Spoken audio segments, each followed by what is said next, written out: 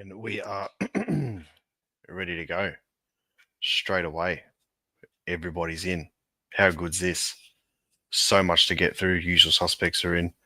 Stephanos, Bozza, Nathan's in. How good? Mello, Curtis is in. This is insane already. How good? We have a whole lot to get into tonight, so I'm really excited. First of all, welcome to another episode of the Fan Forum. I'm your host, Andreas, here on the Black and White United channel. Thank you so much for tuning in with me tonight on this cold, wet, windy, miserable Melbourne night. Nothing's better than footy weather. I just pulled that one out of nowhere. I reckon it's fitting. There is so much to get through tonight. First and foremost, I've got to get through the formalities because these guys mean a hell of a lot to me. First of all, our major sponsor, New Homes Victoria. This stream, this channel wouldn't be possible without all your assistance. So thank you so much. If you haven't already, make sure you give them a follow on Instagram. And also to the Hopper Bros Barbecue for all your tips and tricks. I got it right this time. Make sure you follow them on Instagram. That'll be much appreciated. So I'm just going to quickly run through the agenda before we get through everything. There's already quite a few people on, which is fantastic.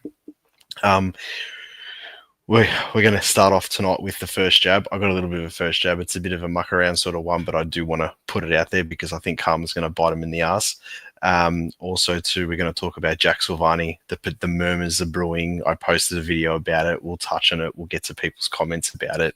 There's mixed reactions and everything, so that'd be good. Also, we're just going to quickly touch over Darcy Moore's last-minute incident against Fremantle. Then we'll obviously touch on the game against Freo a little bit. We'll touch on the game against Richmond on Sunday and also the run home to the finals. And then leading up into that, I've got a little bit of a special announcement that I want to talk about with all you guys here. So I'm guessing everyone can hear me. Let's just cut straight into it. Thank you so much for everyone for joining in. The first jab that I want to talk about today, which we are going to get into right now. So we'll roll the intro for that one. Shame on anyone who blew the champion. Sometimes it may be good, sometimes it may be shit. So that's the best intro that I can come up with, and I think it's fantastic. My first jab this week, it has to go to the Western Bulldogs. I had another one, but I'm going to save it for next week. I'm not going to let it slip. But it goes to the Western Bulldogs with the whole Bontempelli signing announcement. Now, let's be real. Collingwood were after Bontempelli. It was never going to happen. The thought of it was just absolutely amazing. We all know that. But we kind of helped the offer for the Western Bulldogs to be up there. I mean, it's a bit of competition here and there. He can't turn around and tell anyone that there was no lure to at least look at the offer and hear what they have to say, blah, blah, blah, blah. Now, no matter what happens, that's fine. He was always going to stay at the Dogs. But to use the Collingwood jumper and stuff like that in a bit of a promo, this is that, to announce his signing, okay, smart-ass Western Bulldogs, you're not GWS. You haven't got that good of a media team.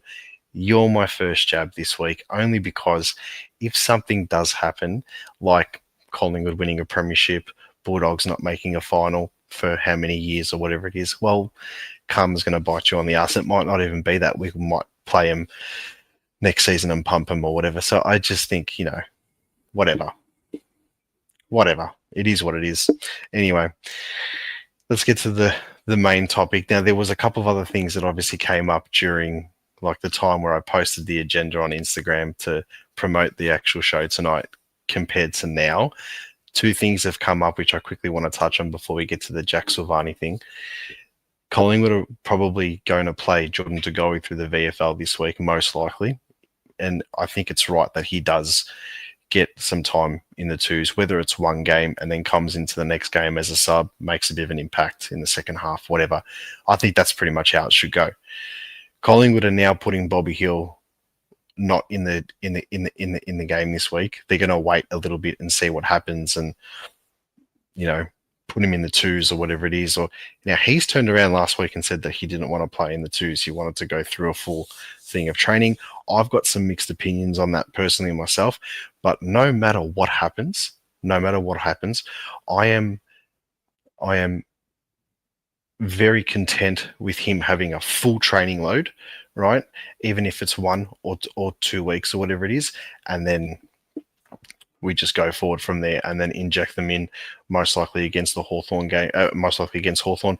My thoughts on that one there in particular are, and I want to know if you guys agree with me or not, is if we don't play De Goey and Bobby Hill, Richmond or Brisbane, with a 5-day turnaround leading into the Hawthorn game, I think it's really good that we can then inject them into that one there to give them the fresh legs, if that makes sense. It might just help the balance of the team. So I'm thinking they might wait till then. De Goey's the only one where I think they could bring him in as a sub beforehand. But if you're going to bring in Bobby Hill, you probably should wait till the Hawthorn game, flog him at training so he's match fit, ready to go, and then bring him on against Hawthorn in a short turnaround and stuff like that. So that's where I'm sitting on that. And just on that too, before we move on to the other issue, is I hadn't got this on the agenda, but I did want to say it quickly, and I'd love to hear what people have to think about this, is the managing of players. I think now, if a player's not injured, if a player hasn't got the flu, if there's no niggles or anything like that, no more resting. I think that's it now. Forget the resting side of things, and then we just go straight into this last block, which is obviously going to be pretty important. In my mind, I'm considering our finals campaign starts now because, we've qualified for finals, but we haven't qualified for where we're actually going to be within that finals bracket. So I think now, regardless, we need to make sure that we qualify for at least top 2. I personally don't care if we drop top spot. We just got to get that home qualifying final, regardless of what is. Obviously, top spot is what we're after. But just with the resting of players, if you need to, if someone's banged up, for example, because I know some people might not agree, if there is someone like a Brody Mychek, for example, and he's injured and he's one of those those hard slog, labor intensive forwards and stuff like that. I'm just using him as an example. I know he just had a rest, but if he's like that, if somebody's like that and they genuinely need one to reset, even if it's just 1 week, that's fine, whatever. But if there's none of that now, no more moving the magnets. Set your magnets and get them ready. There might be 1 or 2 that need to come in or whatever it is, because we've got some players that are going to come in. Well, there's about 4 or 5, but let's try and get as settled side as possible leading into the. And look, let's be real. I'll talk about it later when we speak about Richmond. We're playing against a bunch of 18-year-olds and some old boys. They've played pretty good football the last 2 weeks. Do I think we're going to lose? No. Do I think, and I'll go through this fairly soon. Do I think we're going to lose? No. Well, what I really want to see from us though is not a soft kill, but I want to see us get our rhythm, and I want to see us get our momentum and stuff like that back into the side, and then produce some football that we produced against Carlton. I want to see us play like we played against Hawthorn. I want to see us like we played, especially that second half against Sydney. I want to see some of that flow now, just to get our confidence up, because you've got to understand, and I'll talk about it in the run home, we do have that finals, that bye within the finals too, which is going to be very interesting, but we'll get to that a little bit later. So before we get into the next issues, we'll just touch over some comments, because I know a lot of you are shooting them down here. So, and there's heaps of people in, which I'm rapt about. Thank you so much for joining, everyone. How sweet it is, says sauce will look good in the stripes. So it's a bit weird, I'm not going to lie. I got the Pies Vault, and I just want to shout them out too. I got them to make me a little graphic with Silvagni and a Collingwood top, and even though he did an amazing job at doing the graphic and stuff for me, it just looked a bit weird seeing him in a Collingwood top, but we'll get to him in a second. Manny, my resident Adelaide Greek, after this week, no more resting players, 100%. I think this is it. Hear me loud and clear, that's it. So we've offered Jack Silvagni a 5-year deal. Yes, we have. We'll get to that in a minute.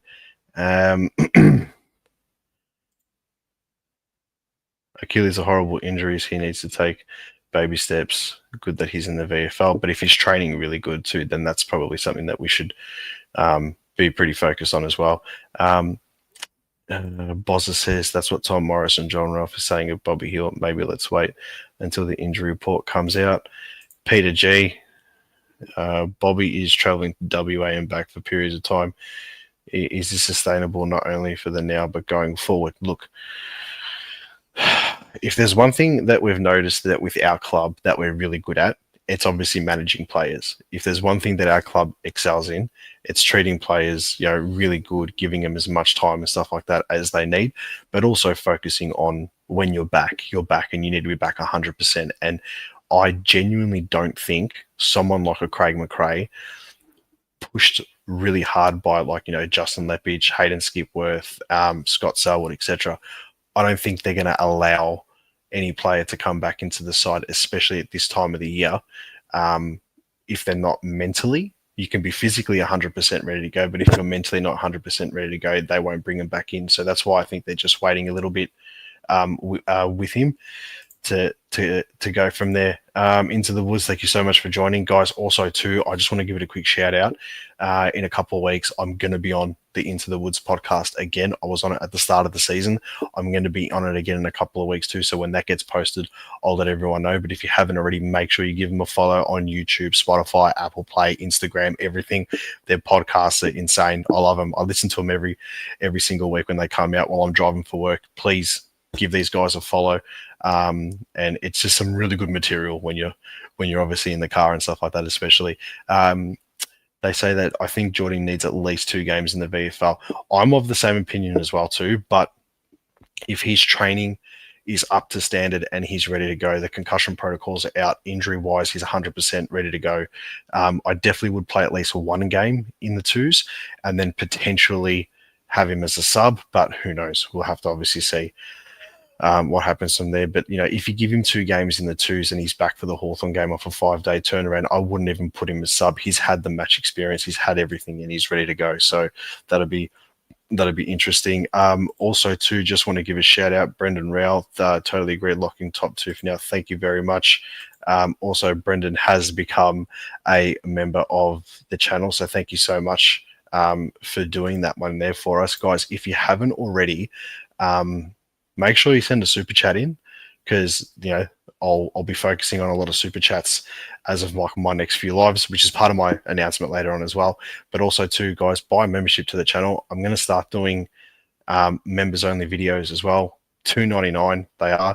So I mean you can obviously get levels and levels and stuff, and I probably haven't reached the levels of paying a high amount of money for this type of stuff, whatever. But I am going to start doing some other videos during the week, apart from just the reviews, the previews, and my lives. I'll start doing 1 or 2 during the week as well. Could be injury updates, general updates, or whatever.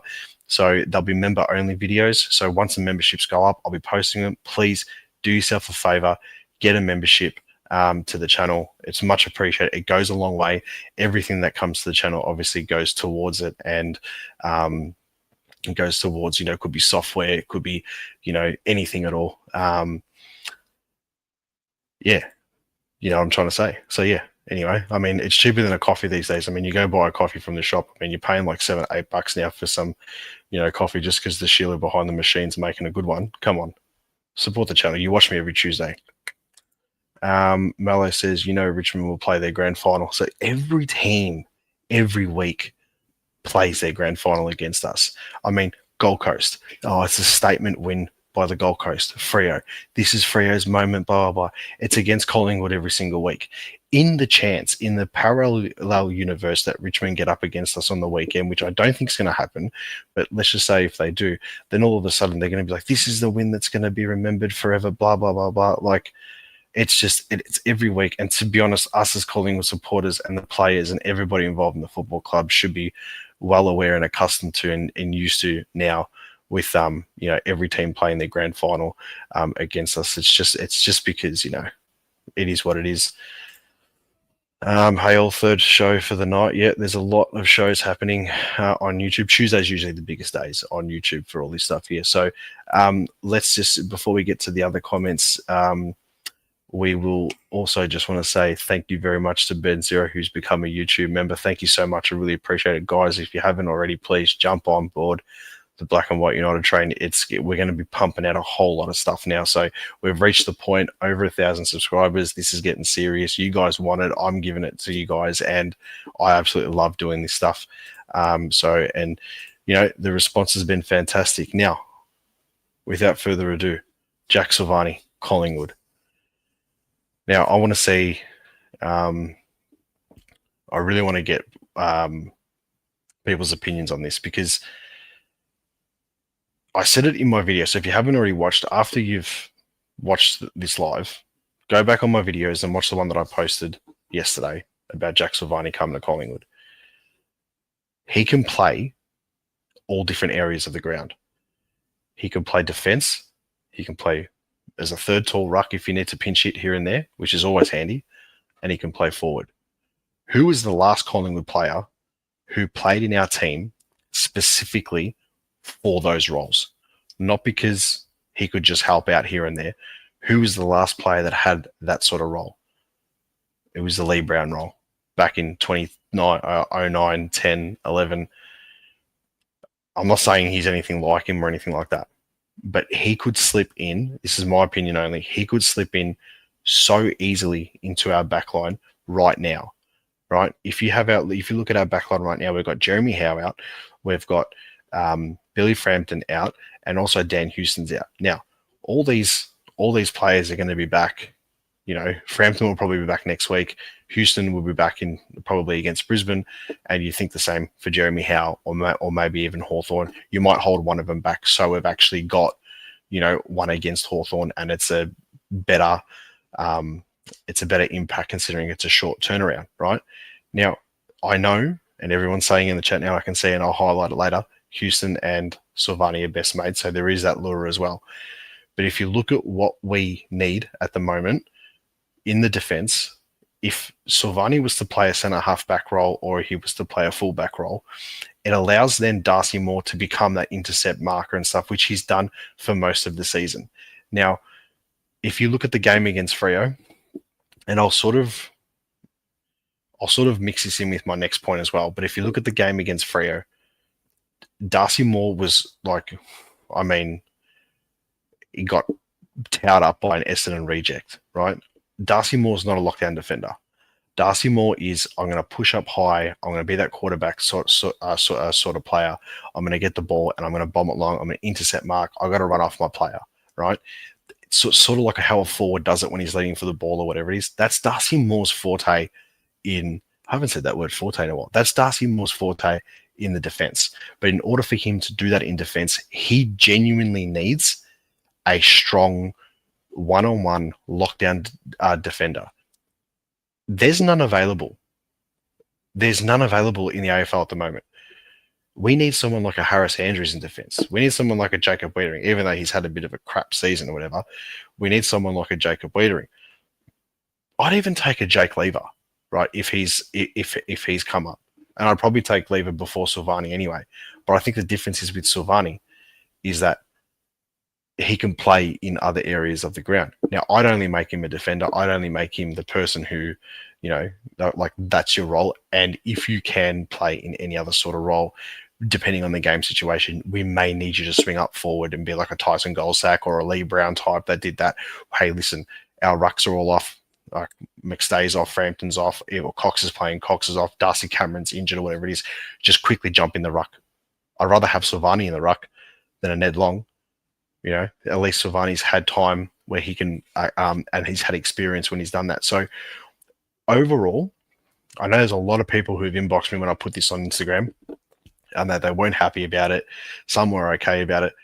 I genuinely think he is a perfect fit for the Collingwood Football Club. And if, and only if there was a mid-season trade period now, I would be like, if it was like the NBA, for example, or whatever it is, we got mid-season trades, like, or, you know, transfer open windows, whatever it is, like, so that like they do in the World Game, he would be someone that I would be definitely after. Now, the offer is 5 years at 800,000. Now, you probably have to offer that regardless because Carlton are going to offer something, and he's an unrestricted free agent, so obviously he can choose wherever he wants to go or whatever. But I genuinely think that if we're going to take him, you need him for at least sign a 2 to 3 year contract with us and just pay him whatever. I mean, if you look at the people that and the players that are probably going to get the chop this season, you look at, you know, players that are going to retire over the next couple of years, there's money there. There's money there that can be spent on getting another player who can make our defense pretty solid And to be honest, I think our defense, I think if we have a full defensive six, I think our defense is the best defense in the competition. But we're very unique where if one player misses, the whole chain is gone. Whereas I know a lot of other clubs and us in different positions, we have like for like players and role players. The defense is a little bit different, I think, in my personal opinion about that. But I'd love to know what you guys think about all that. I'll get back to the top of the comments here. Yeah, we'll go here. Manny, can you explain to me why Moore gets caught up the ground every week? Well, I think I did without reading your comment, but his style of play is intercept mark, very similar to what Nathan Murphy used to do. But his style of play is intercept mark, get the ball and go, right? That's the way he is. Cut across the packs, do whatever. Just be that sort of quarterback player that can just, burst it out. One-on-one, he's very vulnerable because he's got that innate nature to push up the ground so high. And I know, and you're one of the only people that I know of, and we say this every week, our defensive line pushes up too high and the ball gets caught over the back. And it was evident against Freo, it was evident against Gold Coast, it was evident against, I think even Carlton, it happened to us. Geelong, it happened to us 3 times. It's what happens when you haven't got the full kink in the chain in defense because of the style of play they do. Now, you look at someone like Dan Houston, he's actually adapting to the Collingwood style. He's not playing his usual type of football that he played at Port Adelaide, but his role for us is really important. Now, he's not getting as noticed as what he was at Port Adelaide, but Jesus Christ, how important is he? And I'm pretty sure the game against Freo solidified that. He might get 17 disposals a game and not have as big an impact as he did at Port. But that's because we're a better side than Port and we've got other players that can take more responsibility and that pretty much have a go, really. So I think with Darcy Moore side of things, he's just innate to push up a little bit higher than what he usually would. So yeah, just quickly before we continue the comments, what a legend, Mick Saka.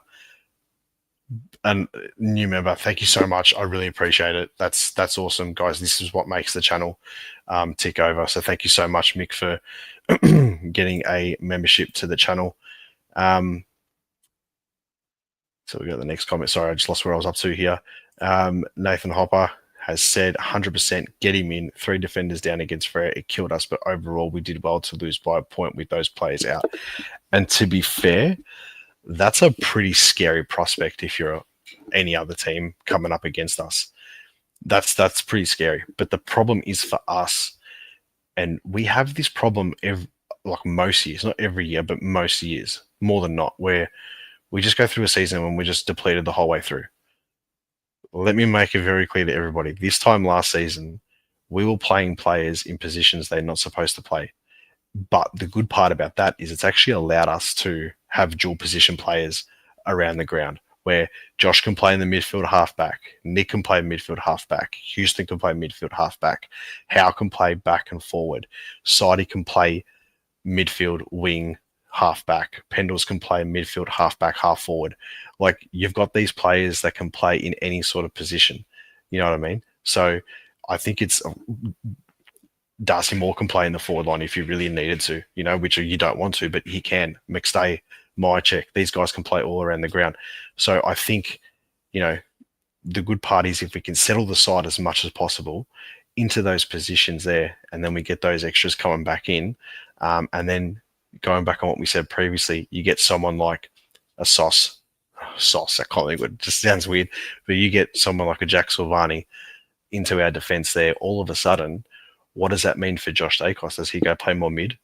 Can you play Quainer on one halfback flank? Can you play, Silvagni centre halfback, Houston on the other one, then Josh releases into the midfield, and then one of the other midfielders can play, half forward, rotate on the bench or whatever.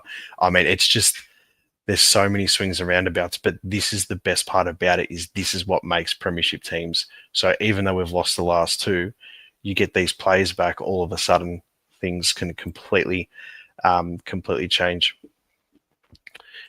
This is an interesting one by Mello. It could be an indication that Howe is retiring. I'm feeling that this injury that he's copped now might be the final straw, like get back this season and stuff. I do think though, and touch wood, I hope it happens because I want it to happen. If we were to get up this season, I think that Howe would be the one out of the Howe, Pendles, and Sidey. I think the Howe would be the one that would retire. I think this injury now, sort of in my mind, makes that quite clear. It's like Dacos going to Carlton. It's not going to happen.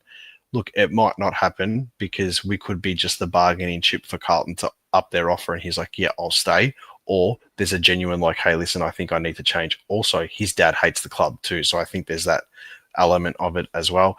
But I wouldn't be putting the Dacos name and the Silvagni name in the same sentence. I think the Dacoses are a little bit. Oh well, I'm not going to go there because if there's any Carlton supporters here, they're going to screen record it. So I'll just leave it. They're both famous names. See how sweet it is. I think we lose 3 premiership players end of the year. I hope not. And if we do, I hope they're 2-time premiership players. And then I just want to get here to this one for Sean really quickly. I'd only make Silvagni a defender. I understand the lure of playing multiple positions, but ideally we need a key defender, and he could be that. Plus making more play loose would suit more better. That's 100% correct, yes. So I would only pinch hit, if Silvagni was to come to the club, I would only pinch hit him in different areas if there was like an injury or something like that, or if that match dictated, hey, listen, we've got to make a quick change. We need to play a trump card. We need to just change it up here or whatever it is, even just for a little bit. But predominantly, I think he'd definitely be a key defender, a lockdown defender, potentially a fullback or a centre half back. I would say fullback more. If Silvagni can make Phantom stay at fullback, if Silvagni rucks as a backup, yeah, there you go. All right, next topic before we get to, if I miss some of the comments, I do apologise. I just want to try and get through as much as possible because we're already gone on for half an hour and we're going to go over for an hour today. Don't worry. It's too good. I missed you all, so we're just going to smash it out as much as we can. Just this comment here. Is it true Sauce has the shits with Carlton? Well, his old man does. I know that much for sure. All right, so the next one is, Darcy Moore and the MRO. So just this last thing. Okay, so before we get to the loss against Freo, which I'm not going to touch on that much because I'm over it now. But the incident with Darcy Moore where he dropped his knees into his back and stuff like that. Look, to be honest with you, I think if he was wearing a different jumper, a different club's jumper, and he wasn't the captain, I don't even think it'd get looked at because he's the captain, because it's Collingwood. I mean, things get scrutinised a hell of a lot more and stuff like that. So I'm a little bit more, how do I say this?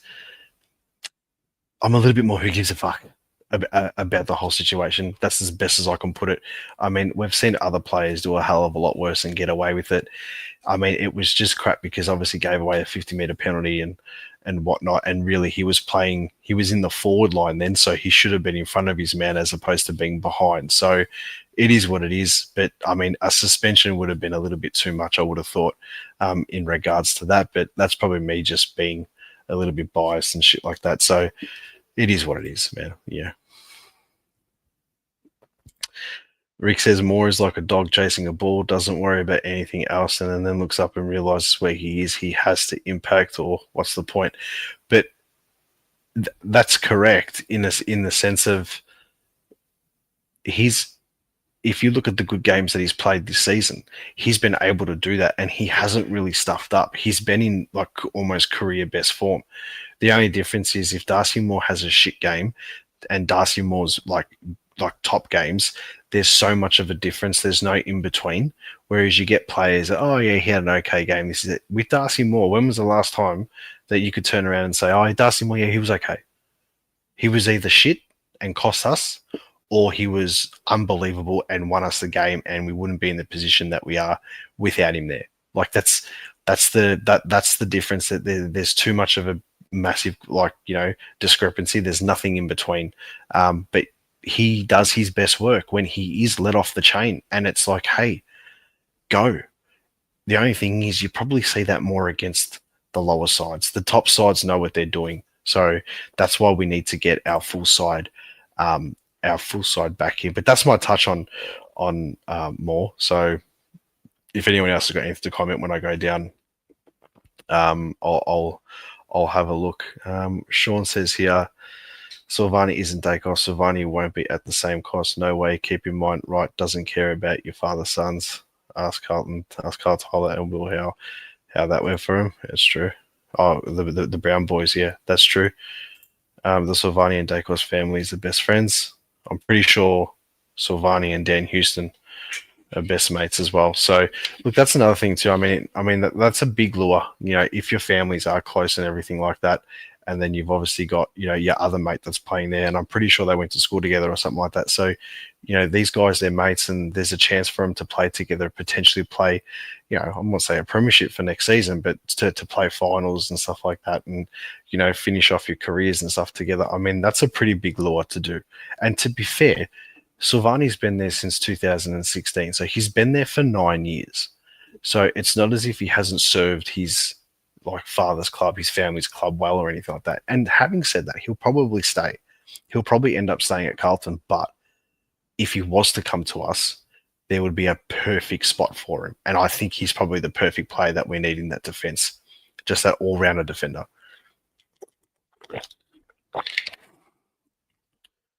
All right, so the next thing I wanted to touch on is, all right, so we've lost our last 2 games. So what does that mean for us now moving forward? I still think we qualify for top 4. I think top spot's going to be a struggle in the sense of who we're playing against and stuff. And I think that obviously that Brisbane game is going to be borderline season defining, even though there's games obviously past that we have to play important games and stuff like that too. You've obviously got Adelaide away and stuff, so that's another big game. But the Brisbane and Adelaide games are obviously the 2 big ones coming up where, you know, if we were to go, you know, 2 wins out of those 2, we'll finish top spot regardless. I personally think that we'll go 1-1. It'd be a shame if we go 0-2 against them. That just means that the game against Richmond, the game against Hawthorn, the game against Melbourne, these games now, you can't afford to lose any of them. I don't think we'll lose any of them. I think those other 2 are quite hard, are going to be 2 really hard games, but we should get at least one of the 2, and I'm thinking that we'll beat Brisbane at the MCG personally myself. These 2 losses though, I mean, if you look at, and I said this in my video the other day, if you look at the losses that we've had in general, not just the past 2, apart from the GWS loss that we had, I personally think we shouldn't have lost any of those other 3. We shouldn't have lost against Gold Coast because we only played 2 quarters or 1 quarter and a third, really. If we had played 3 quarters against Gold Coast, we win. The Geelong game was off our own boot at the end. We could have won it, right? And that's no disrespect to Jack Crisp or anything like that, but that's just like we were 20-something points up. Yeah, we should have won that game. And we'll beat Geelong at the G if we play them in finals. There's no doubt about that. But and then you look at the Freo game, and we're 22 points up in the last quarter, and they get a bit of a run on, and we can't stop it. But the siren goes, and the ball, well, apart from the 50-metre penalty, we were pushing up forward and stuff like that. So, really, we shouldn't have lost those 3 games. But the fact that we've lost those 3 games because of us, not necessarily the opposition. Fremantle's probably the one that you think, well, they actually played really good. Gold Coast just get a run on. You look at the way they played against Adelaide, they're poo. I wouldn't even worry about them in finals now. I'd love to if they finish 4th and we finished on top. We give them a pantsing at the MCG. But these losses are about us. These losses are saying that, hey, listen, you know, McRae keeps saying that we need to manage the moments and that type of stuff. Those losses, we didn't manage the moments properly. In the wins that we've had, where you played against Hawthorn, you played against Sydney, you played against the Western Bulldogs, you know, both games against Carlton, when these teams are coming at you, or the first game against Carlton, not the second one, when these teams are coming at you, right, we've been able to respond to the challenge, and not only respond to the challenge and get in front, we've been able to dominate and not allow these players or anything like that to obviously push forward. So, sorry, I just got my missus just texted me. There we go. So, yeah, so that's something that's pretty massive, I would have thought. that we were able to do in those wins. Those losses, we weren't able to do it. We were able to do it for parts of the game, but not the entirety. So I think that's something that we obviously need to address as a club, work on that, because to be fair, we probably shouldn't even drop the game against GWS too, but that was just a game where we were just off and we weren't ready. I don't think we were personally ready for it. How does this set us up going into the Richmond game after the last two losses? I thought the loss after Gold Coast, we would come out against Fremantle and just pants them. I genuinely thought, even though I tipped us by 17 points, even at the start of the game, and we were just clearly on top throughout most of the game, I thought, we're going to run away with it. And it never happened. It never happened. And then when Fremantle got that run, and I thought to myself, Freo get in front now. There's no way knowing that we're obviously going to hold on. They're just going to run over top of us because we've stopped. You look at a team like Richmond and you look at where they are on the ladder. You look at their last two games. Obviously, it was against Essendon. I mean, not much opposition there, but credit to them. They fought it out and they won. And it was actually, even though it was probably the most boring game of the season, the last quarter was entertaining because even though it was a boring game, it was actually a tight contest. So B grade game, A grade contest. That's something good to watch. The game, obviously, they played against West Coast. I tipped West Coast. I genuinely thought at home West Coast would run over them. Obviously, they didn't. So it probably says more about West Coast than Richmond.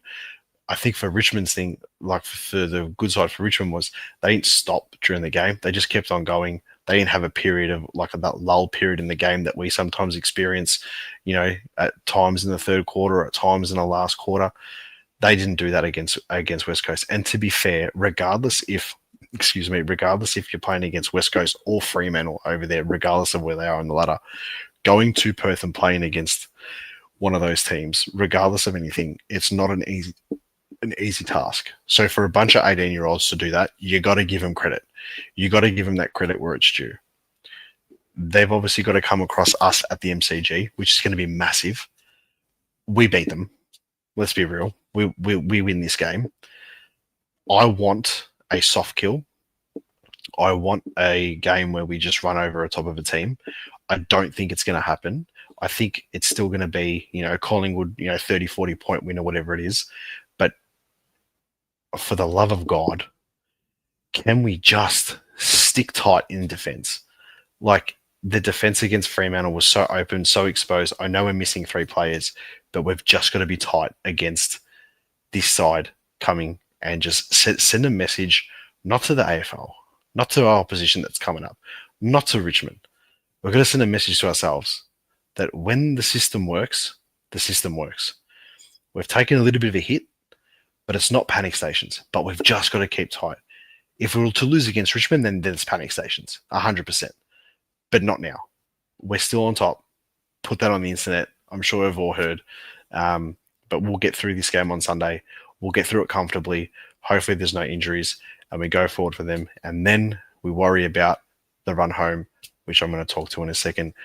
But before we do that, let's just get to some of the comments because they're coming in thick and fast. Here we go. What are we reading into Cameron not re-signing as of yet?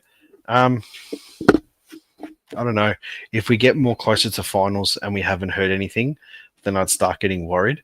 But I mean, if he goes back home and he goes to West Coast, I'm looking at the Harley Reid situation pretty closely, just quietly, because Bobby Hill ain't going, and that's some of the news that got broken out today. Bobby Hill's not going anywhere. He's not requesting a trade. He's staying at Collingwood, regardless. Obviously, the situation's known, like what's happened. I don't want to talk about it, but obviously his family's back in WA for whatever situation. But to be honest, he's staying. So I think if Cameron goes, I mean, there's positives to both sides. If he does go, we're going to get a hell of a lot for him, which is going to be great. But at the same time, you can take out Dacos's, you can take out Pendle's Houston, you can take out Darcy Moore in defence, you can take out Billy Frampton out of defence, and you can stuff up the whole kink in the chain. Darcy Cameron is the most important player at the Collingwood Football Club. His role, he's the way he is as an elite ruckman. And to be fair, like, we can't afford to lose him in that sense. We can get something great and we can work around it. But look at our stocks in defence. Look at our stocks in the ruck. if we lose Darcy Cameron, who's going to be the next ruck? Mason Cox, he ain't got a contract. Are you going to play Oscar Steen? Are you going to play Ilaru Smith? They haven't played a game of AFL footy yet. Are you going to play Dan McStay in the ruck? Are you going to have to play Billy Frampton? Are you going to give Ash Johnson another contract and play him in the ruck? Because don't forget, in 2023, you had Billy Frampton and Ash Johnson carrying our side through while we had Mason Cox and Darcy Cameron out. And what happened when those two came back? We won a premiership. So there's that aspect of it too. Like, you got these guys that can pinch hit in the ruck, but Dan McStay is not a permanent ruck option. So if Darcy Cameron turned around and said, I want to go back, and he went to Fremantle, I'd be knocking on the door saying, hey, we heard that Luke Jackson wants to come back to Melbourne. He can come back to Melbourne, but he's going to come to Collingwood. Because that's the type of caliber that we're talking about. We're talking about a potential All-Australian ruckman. We're talking about a player that's definitely going to be in the All-Australian squad. So, yeah, let's just wait and see if it comes closer to the finals, if he hasn't signed, and then we'll go from there. How sweet is Darcy Cameron wants to get paid what he's worth, and fair enough. He'd be top 3 rucks in the game, and Moles behind Gawn and Grundy cash-wise. Yeah, that's fair. Well, Grundy, yeah, because we're paying half his shit. So, I mean, that's another thing too. We could always say to him, hey, listen, just sign for another 2 years on what you got now. After the 2 years is done, you can finish your career for Collingwood. The money that we're paying Brodie Grundy finishes at 2027. We can offset that into your thing here. Bang, you get the rest of the money. The club's not in any worse position than they are now. Moore made Voss look like the best full forward ever. So Voss was, just for those who don't know, Patrick Voss was drafted to Essendon in the end of the was it the start of the 2023 season or the end of the 2023 season? I can't remember. Never played a game. Essendon played Sam Wiedemann over him. He never got a game. You look at him now, and to be fair, he's one of the most informed forwards in the competition at the moment. So, I mean, credit to him. But, yeah. So, Darcy Cameron may be a finals announcement. If they do that, I would like it to be beforehand, only because, yeah, you just want to get that sort of you just want to get like that sort of lingering monkey in the back of your head, like, pissed off, so we can actually, move forward and worry about next season as well as the rest of this season too. It's time to pull the finger out. Can finish as low as 5th if we only beat Richmond and Melbourne. Look, if we would have finished 5th, we still get the home final, but the problem is it's a knockout final, and we've been the best side of the competition by far this season. We're too good for that. We should be finishing in the top 4. I've done my ladder prediction in the sense, like, just roughly, and I just put like an average margin for some of the games or whatever, and I got us finishing second.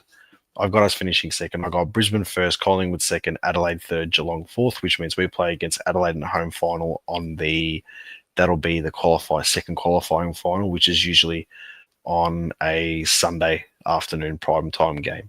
So you'll have, just so quickly, and we'll touch on that too. So the finals fixture is going to be, I'm pretty sure from what I'm hearing, is that they're going to have no Thursday night for finals, from what I'm hearing. Friday is going to be the first qualifying final, so 1v4. Then Saturday afternoon is going to be the first elimination final, so that'll be 5 versus 8. Then Saturday night will be the second elimination final, which is 6 versus 7, and then Sunday afternoon will be the second qualifying final, which will be 2 versus 3. So I'm pretty sure that's how they're going to work it out. I don't think they're bringing Thursday night football into finals, which I don't think they have enough games to do that, because every week obviously you get less and less games. But just quickly, before we touch on the run home, we did have touched on the run home with that. There is just one thing I did want to bring up quickly, and that's obviously this game, people forgetting this catch-up game from Cyclone Alfred, I think it was at the start of the year, between Essendon and Gold Coast, it's a dead rubber for Essendon, but for Gold Coast, this game means a hell of a lot, because regardless of what happens between now and then, they're probably going to finish in the finals. They'll win a few more games and they'll finish in the finals. Let's just say if they win a couple of their games towards the end of the season leading up into that game, then they need to win, and it could potentially be a game between like them and Geelong finishing in the top four. So there's that, or Adelaide if they were to drop a couple.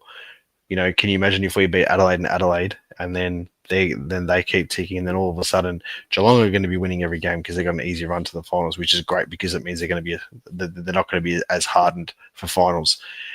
But that Gold Coast game in Essendon, that could be the game where it could depend. If Gold Coast win, they get the double chance, they finish fourth, and they get an away qualifying final, which you take all the time. Or they could win, but because of percentage, depending on how much they beat Essendon by, they could potentially finish fifth and win, but get the home final. But it's a knockout game. So it's going to be crazy. It's going to be a great finish. I'm very surprised where the Bulldogs are now. To be honest, I really hope they don't make the finals, because that's one side I don't want to come across against in the finals, even though they're playing some pretty poo footy at the moment. Come finals time, if they get most of that flow going and stuff, I just think Sam Darcy's too hard to stop. So that's going to be very interesting going into the back end of the season for them. So Peter G says here, he goes, I think Adelaide finished top. I hope not, because we'd have to drop at least 2-3 games plus percentage. We'd have to drop at least 3 more games leading into finals for that to happen. The pack is tightening. We need to sharpen up this week and get us back into form. I think we do, but you don't forget to, we got Melbourne that last week, and this Melbourne game, it doesn't remind me of the Melbourne game that we played against them last season when we slapped them in the last game of the season. The game coming up against Melbourne reminds me of the game in 2023 that we had against Essendon. It was August the 25th, 2023 at the MCG, and we had like a 10-goal first quarter or whatever it was, and we just put them to the sword.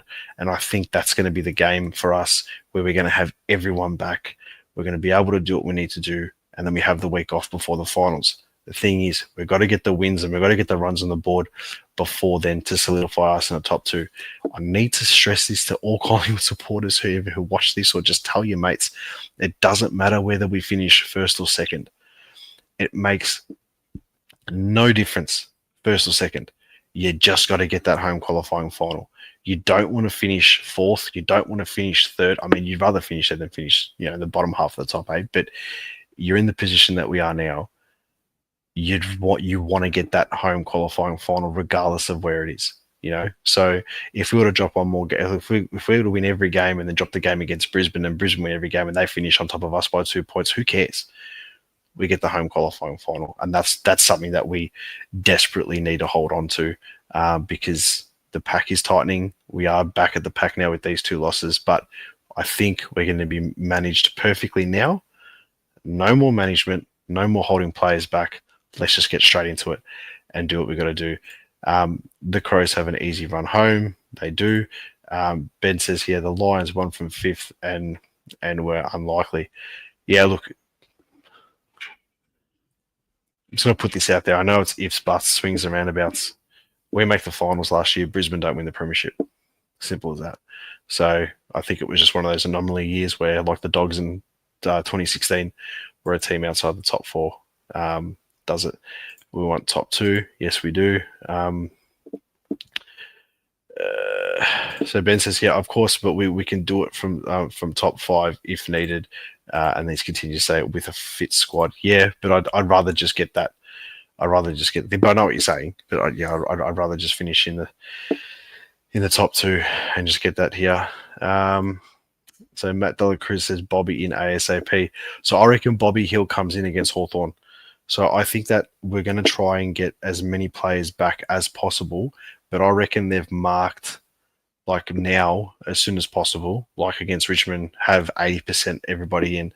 But I reckon they've marked that game against Hawthorn with a 5-day turnaround to make sure they've got everybody in, no matter what happens. So guys, quickly, before we continue, and I know there's heaps of comments here that I'm going to try and get to,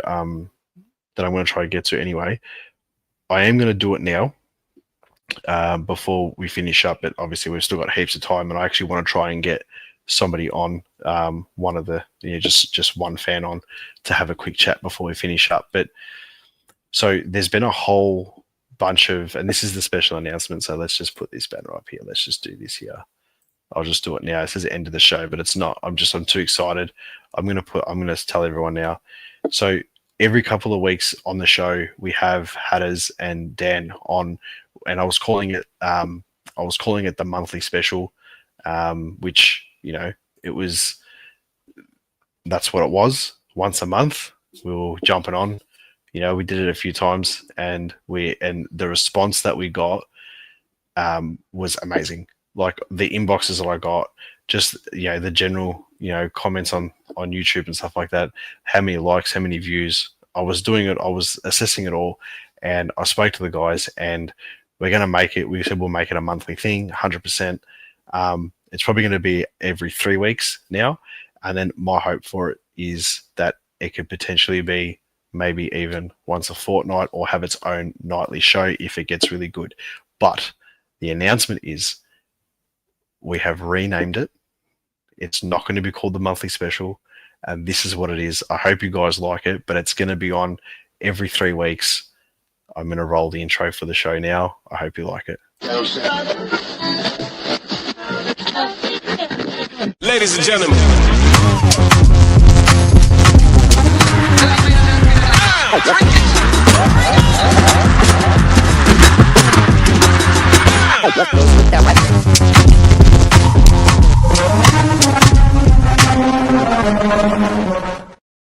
So it's going to be called the Sharon Stand. It's going to be on every 3 weeks. It's going to be me, Dan, and it's going to be Hatters, and we're going to talk everything Collingwood. We're going to be talking. It's not going to be too political or anything like that. It's just going to be everything that's happening now. We're going to revisit the past. We're going to just talk nostalgia. We're going to do everything that, you know, we usually talk about anyway.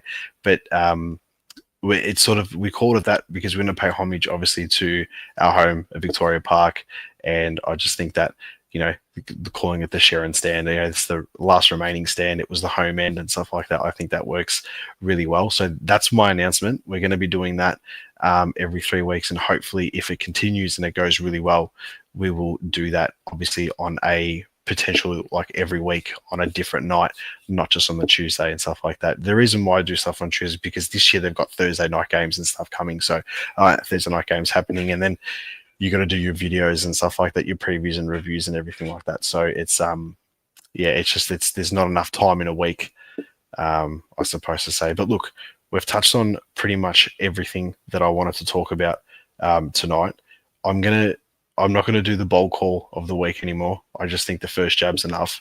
But what I will do is I'll put an invite out onto, I'll put the invite out now on the chat, and I'll try and get 2 people on. So I'll paste that into the chat now. So the StreamYard link is in. If you want to jump on for 5 minutes, have your say on anything, the link's up there now. Jump on, or forever hold your peace.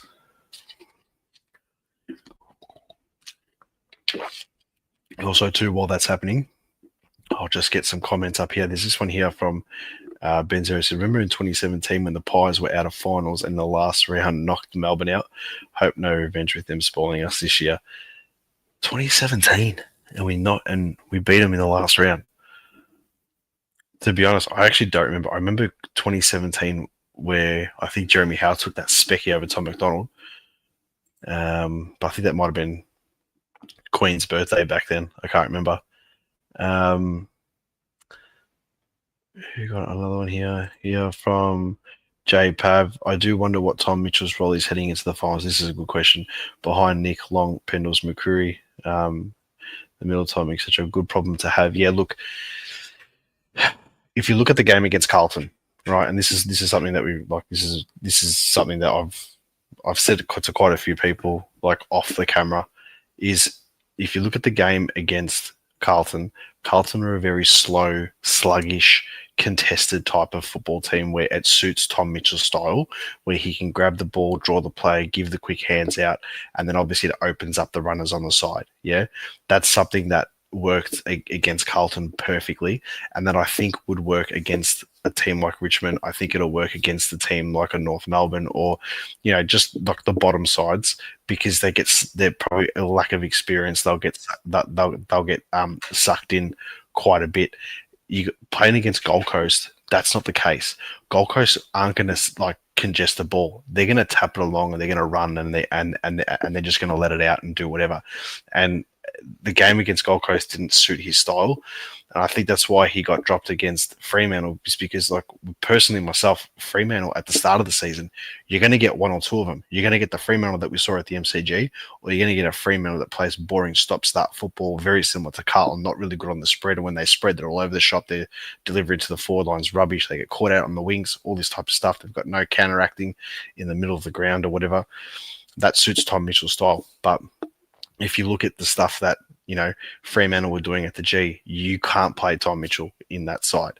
So do I think that Tom Mitchell is going to play in the finals of Collingwood? I think it's only going to depend on injuries and obviously the side. I was of the belief after the Carlton game, like, geez, you could play Ned Long and Tom Mitchell in the same team. It actually works. I think the game against Gold Coast was enough of an example to say, maybe not against the faster, quicker sides in the competition. We've got some people on here. The first one that I'm going to chuck on is Mick Sacker. Mick, how are you, mate? Can you hear me? Yeah, mate. How are you? Good, mate. How are you? Thank you so much for getting a membership to the channel too. I really appreciate it. No worries, man. I love your content, man, and it's great to hear that you're going to increase with the content, and I look forward to that show you do with those other two blokes. If you're going to talk about nostalgia and everything, I love that stuff, man. So really looking forward to that.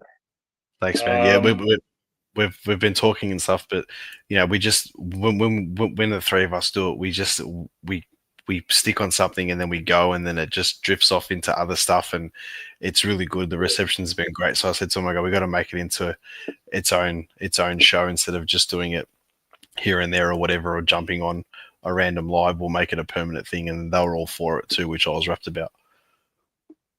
And just looking at that intro, that Dacos goal at Big Park against Richmond, man.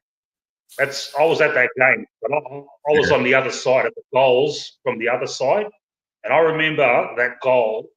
It just looked like Terry Keys was like pushing Peter like over the boundary line, and he threaded it through from the boundary. I just remember that. It just vivid in my memory. I just remember thinking, how the fuck did he kick that, man? Yeah. It was just one of the many goals from Dakes. Oh, there's been so many goals that Dacos has kicked, back in the day. The way, like, you watch the video of them now, and you think to yourself, like, you barely would see anybody sneak it in from that angle. And a lot of his goals, he's kicked like those check side ones on the boundary line that he'd kick, those bananas, or like the reverse ones that he kicked. A lot of them didn't actually bounce before they went into the goals. They actually bounced either on the line, or he kicked them on the full through the goals, which I think is amazing. Like, you'd never see a player do that now. You see the players do like the dribble all on the ground and stuff like that. But it's I thought that was the fitting one to do. I had all these videos of goals at the Sheraton Centre. I had some Buckley ones where Bucks got the ball. I think it was in 98, 99 against Fremantle. And I was at that game, and he burst through the middle and he kicked it from like just outside the centre square. And then there was a whole bunch that Sav kicked against Fremantle as well. There was a couple of Mick McGuan plays around there as well, some Scotty Russells too. And I was looking at them thinking, just that Dakes one. I know that was a little bit before my time, but I thought it wasn't with the other boys, so I put it on the intro regardless. Yeah, man. So what do you? So what's happening? What's happening? What are your thoughts in the last couple of weeks? Look, man, I'm one of those Collingwood supporters. I've been around so long and I've seen so many sad stories that I tend to lean towards pessimism whenever we lose a couple of games. And like, it's ridiculous. Yeah, we're on top. So I am nervous about these games, and I'm really frustrated. Like, I don't want to be overcritical with the way Fly's going about things, but it just makes me. I'm just very cautious the way we're going, man. It's this innate thing inside me that I just want to see us fucking dominate, man. I'm sick of all this resting and all this stuff, man. Do you think that because, and I asked a couple of my other mates this the other day, do you think maybe because we won the grand final a couple of years ago and we've tasted recent success and we've had that euphoria feeling recently, do you think that makes it a little bit worse because you see how good we've gone this season and then we've hit a little bit of a roadblock? Do you think that makes it a little bit worse because we know how close we are to something really good? Oh yeah, and you just look at. I'll just highlight 3 performances this year: the one against Hawthorn, the one against Brisbane, and against Sydney, and we just looked unbeatable, like flawless displays of modern football, and you just want to see that week after week. And I know it's asking for too much, and I'm just fearful that other teams have kind of like worked us out. I noticed with Freo, they were like really flooding back a lot, and we could not get a look in, inside 50. It seems to be a bit of a trend the last few games. Yeah, and I think the difference. I think the difference is though. Yeah. Go on. So I just think the difference is between the games that we've lost now is that, and not just the last 2 weeks, the game against Geelong as well. They've been off our own foot. They've been because of we've stuffed up, not because we've been beaten by a side that has dominated us and kicked the shit out of us like GWS did. If you look at the games in 2023 that we lost leading into around the same time, the loss against Hawthorn, where Nick Dacos smashed his knee, we were battered by Hawthorn that game, right? They completely ripped us apart. If you look at the game against Carlton, which I think was the week before or the week after, I can't remember, but I know they were back-to-back. I mean, that game, you had Charlie Curnow kicking goals out of his ass. You had Jeremy Howe playing up forward. There was so much stuff that wasn't going our way. But in the losses that we've had now, there is stuff going our way. But the positive side about it is, and I feel your pain because I see where you're coming from, because 24 hours after the loss, I was still very pessimistic about it. But then I sort of had to sit down and look at the outs that we've got, and you look at the situation of the game. I'd much rather just be losing these ones with a depleted side and playing half of our VFL team in our back line, right, than getting absolutely pantsed and getting beaten by 60 points, 70 points, or losing by 20 points and never having a chance throughout the whole game. I think that's probably the part where I'm like, hang on a second. That happened against Hawthorn. That happened against Carlton those years, But I do see your point where I think it's also because we've been managing a lot of players as well, and we don't have that. And tell me if you think this is correct. Is it because also the pessimism comes in because we don't have the settled side in the team? Like, it's still like we're managing players or resting this player. There's no continuity in the faces that are playing. Yeah, that's where it comes from. Yeah. And going back to 2023, when we lost those games to Carlton and Hawthorn, I think we lost a couple more. I'm pretty sure after that Port game, we had top 2 wrapped up, and we went on these crazy training loads increase. And I think we've definitely done that again this year, but we haven't wrapped up top 2, which is concerning. And I just hope we don't go up coming up against Richmond now. This week, I hope he doesn't run them through the ringer on the training track and we come out flat and, give him a sniff. And that's what shits me too, Yeah, I think that I don't know if I'll do that after the 2 games, but I think if there's a time for us to play against a side that's sort of towards the bottom end of the ladder, we sort of need it now, just before we get into this stretch of games. Just quickly to Ben Zero, thank you so much. He's gifted 5 memberships to the channel. That's unreal. So thank you so much. I really appreciate that. Yeah. So I'd be very surprised if they overloaded them now with the training blocks like they did back then. But with that, but if we had a locked up top spot, or if top two was completely locked up, like out of the four games that we've lost, let's just say we only lose two of them, and we've got top two locked up now, then I'd be like, whatever. But we can't afford to drop this game against Richmond, because if we drop this game against Richmond, we are literally in the back of the pack, and a home final's not guaranteed. You know what I mean? So I think that's the part that I think should drive them to see, we've got to get this sorted out ASAP, and just get those last couple of wins on the board. Yeah. And no matter where we finish, hopefully in the top four this year, wherever, like even if we finish third or fourth and have to travel to Brisbane or Adelaide for that first final, it will piss me off, but I would go into the game still quietly confident, because we've just got a history of stepping up and showing up in these really big finals. And the majority of the group have been through all this shit before. Whereas Adelaide, they're a big, there's a lot of players that haven't experienced it, and they're liable to not show up in a big game like that. Yeah, I just wouldn't want to play against Adelaide at home in a first final. I just think that's I'd rather go to the Gabba just quietly. I think Adelaide just got a lot of momentum at the moment. I'd rather play them at the G. I'd rather not play them at all, to be honest. I'm actually wanting us to finish first, and I want to play Geelong in the first qualifying final, even though we've been their bunnies the last few times. I'm really confident. We play against Geelong and we have a full staunch back line, and you limit Jeremy Cameron to 1-2 goals max in the game, we win. Yeah. Like, it's that simple. If he has a field day against us, because he's their biggest weapon.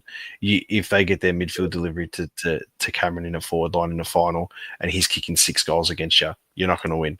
We stop that, and they can do all they want. But I've just got a feeling you put a lockdown defender on him. Even Quayne has had a really good season. And Cameron's topped him up a few times. But you look at the way that Quayne is playing now, running in the back of the pack, his ball use, charging out of defence.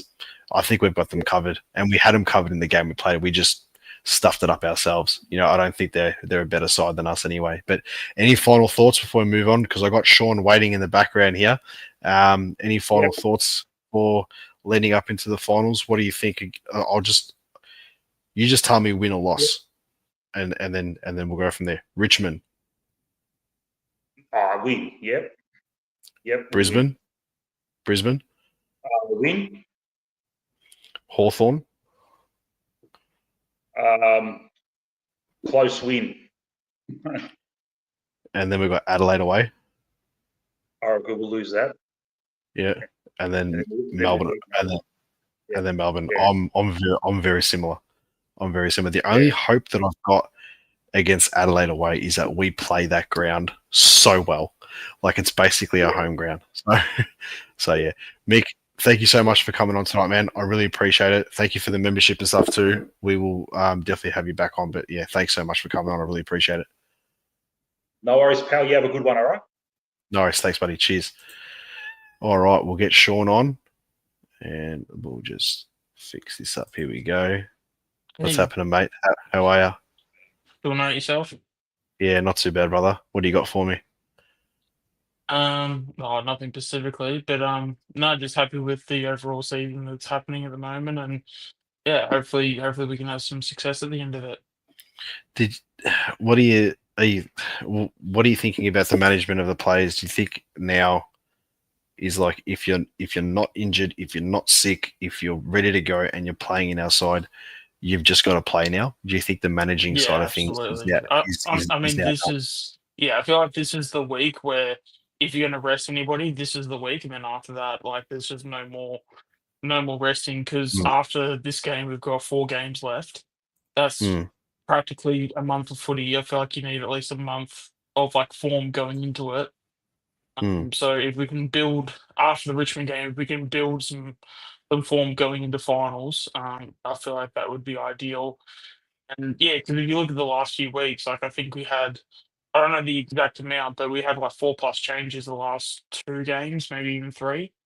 Yeah, Yeah, we need like a lot more consistency, because you can even just see like the team, like, um, it's still like the cohesion within the group was good, but it can be a lot better. yeah, And then especially when you have guys like Houston out, albeit Houston hasn't been playing his Port Adelaide role, he's been playing his, I guess in a way, he's like Braden Maynard role, where Maynard's roughly probably got the same sort of like talent, but Maynard's more the deeper defender, the sort of, yeah. does his They thing. have got a very similar role in the side that you say that. I think about Yes, that now. It is very similar. Yeah, yeah, and then the fact that for what was it, the Gold Coast game, we threw Josh Dacos into the middle, and then we had Houston play his Port Adelaide role.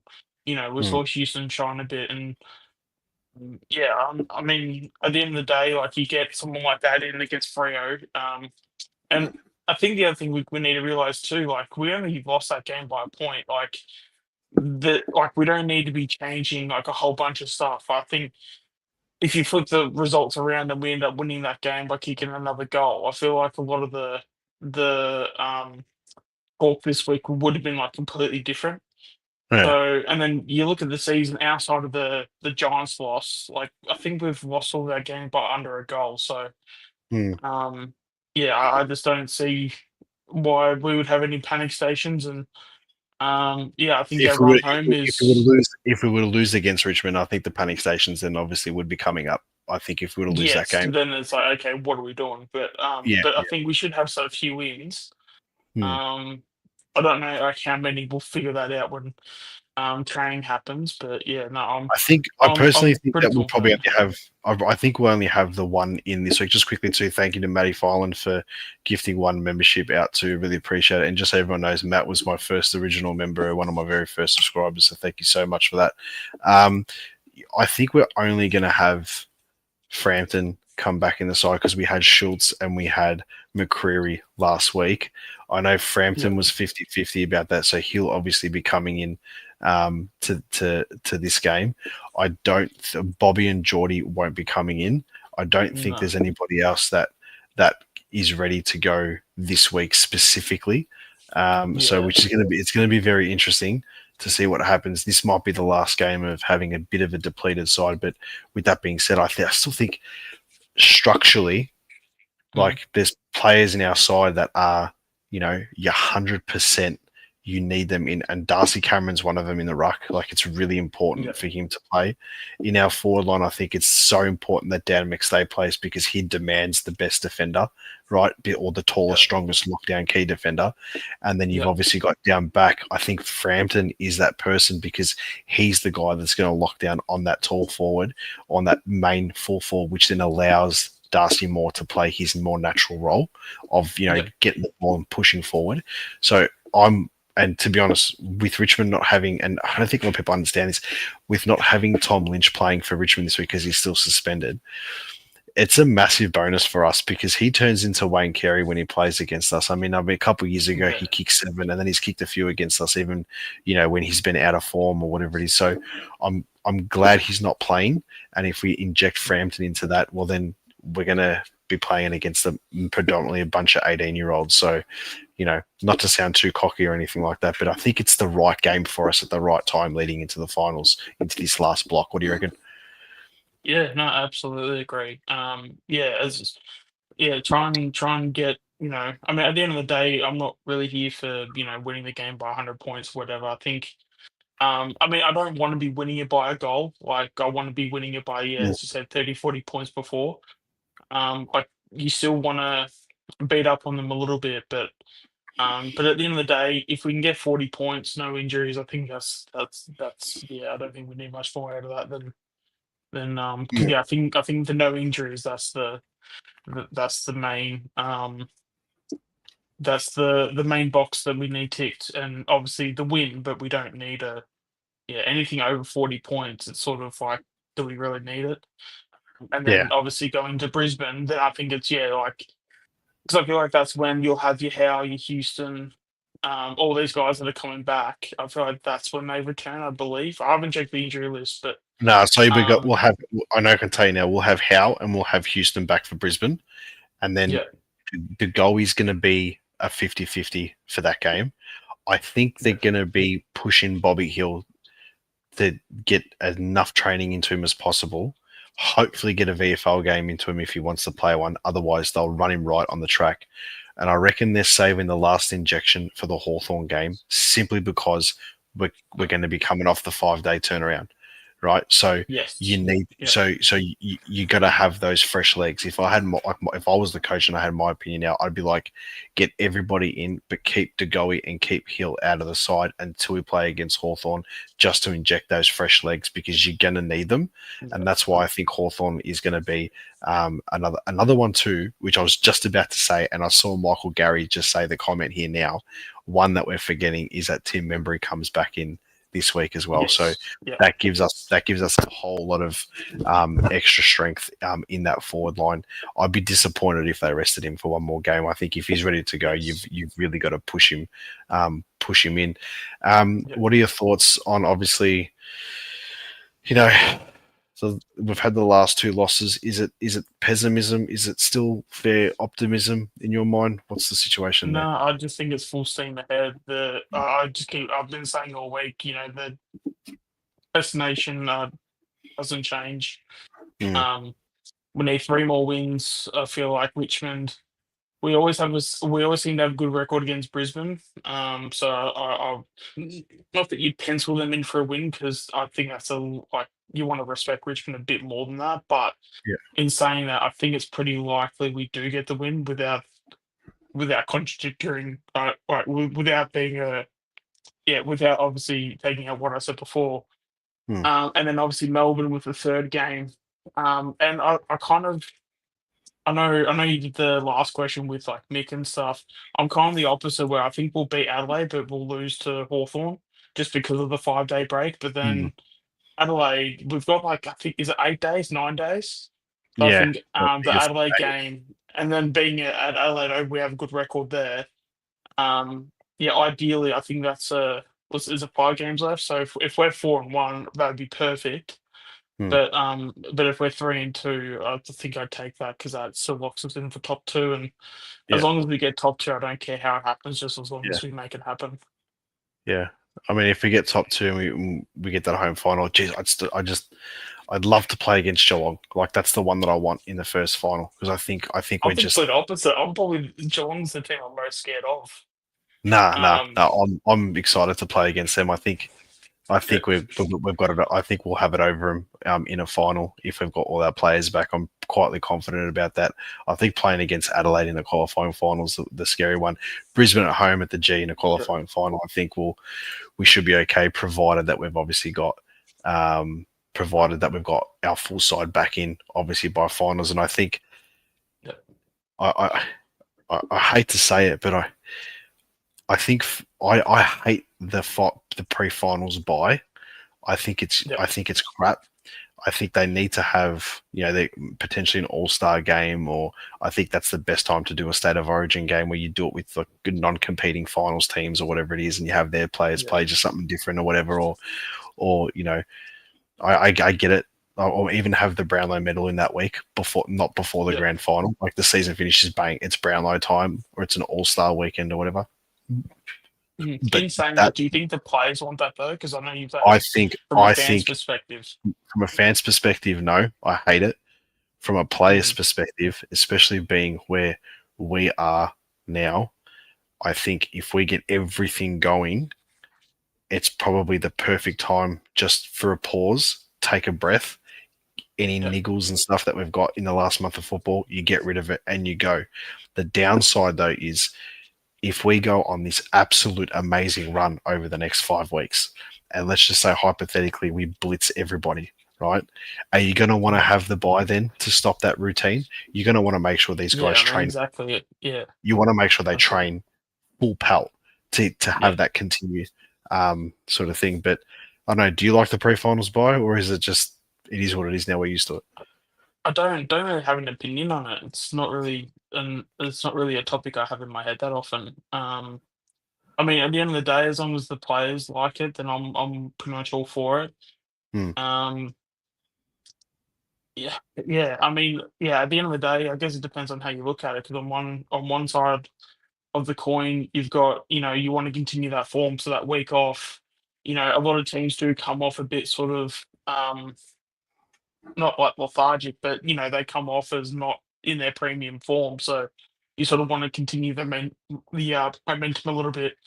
But at Mm. the same time, given that we are an older team, maybe again, I know we just talked about not wanting to rest players, but with the older side, maybe that week where we do have it off, maybe it does sort of give us a slight advantage because it does let the older guys sort of heal up, if that makes any sense. Yeah, it does. It does. So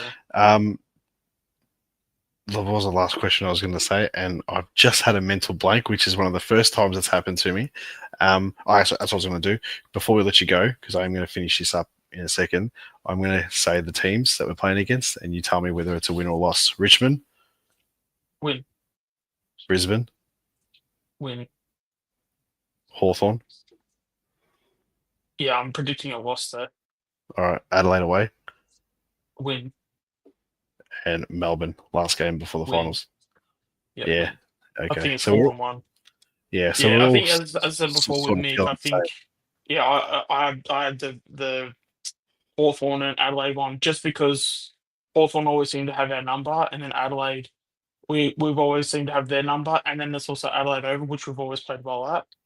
Hmm. But again, as long as we win 3 of them, I don't care what order it is. That's it. That's it. Sean, thank you so much for coming on. Really appreciate it. Have a good night. I really love your Yep. input and stuff like that to the channel. So thanks heaps for tuning in. Oh, well, good. Happy to be. Alrighty. That's going to wrap it up for tonight. It's been massive. We've gone for almost an hour and a half. I just want to say thank you to everyone for obviously the memberships and stuff like that to the channel. Please feel free to get a membership, do a super chat, do whatever you need to do.